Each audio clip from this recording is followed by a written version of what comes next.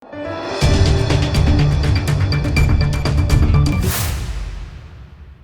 દર્શક મિત્રો, આપ જોઈ રહ્યા છો લોકમૈત્રી ન્યૂઝ. હું છું એન્કર અમિતા પટેલ. હવે જોઈએ અગત્યના સમાચાર. વડોદરાના વાસના રોડ ફાયર બ્રિગેડ પાસે બાઇક પર ગાંજાનું વેચાણ, 2 કેરિયર પકડાયા હતા. સપ્લાયરને વોન્ટેડ જાહેર કર્યો હતો. વડોદરાના વાસના રોડ વિસ્તારમાં ખુલ્લામાં 2 યુવકો બાઇક પર બેસીને ગાંજો વેચતા હોવાની વિગતોને પગલે પોલીસે દરોડો પાડી 2 કેરિયરને ગાંજાના જથ્થા સાથે ઝડપી પડ્યા હતા. જ્યારે ગાંજાના સપ્લાયર ફૈઝલ ઉર્ફે માંજરો રોશન ફ્લેટ વાસના રોડને વોન્ટેડ જાહેર કર્યા છે.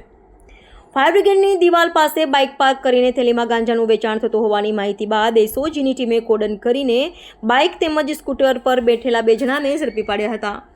પોલીસની પૂછપરછમાં એકનું નામ વિજય બોગાભાઈ મારુ, રાધિકા સોસાયટી વાસના રોડ, મૂળ રહે ભાવનગર, અને આકાશ મહેશભાઈ માછી, ગાયત્રીનગર, વારસિયા, મૂળ માલસર, શિનોર ખુલ્યું હતું. બંને પાસેથી 1,500,000ની કિંમતનો 158 ગ્રામ ગાંજો તેમજ પ્લાસ્ટિકની થેલીઓ મળી આવી હતી. પોલીસે બંનેની 2 વ્હીલર તેમજ મોબાઈલ અને રોકડ રકમ મળી કુલ ₹1.14 લાખનો મુદ્દામાલ કબજે કર્યો હતો.